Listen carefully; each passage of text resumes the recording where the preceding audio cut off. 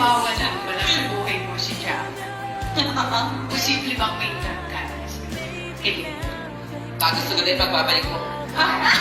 May commercial!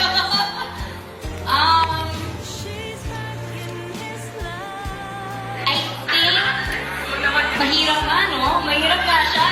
Mahirap nga.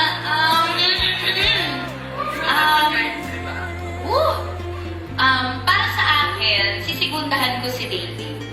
Mas madali siguro ang magiging trabaho namin as love team kung kami talaga sa totoong buhay.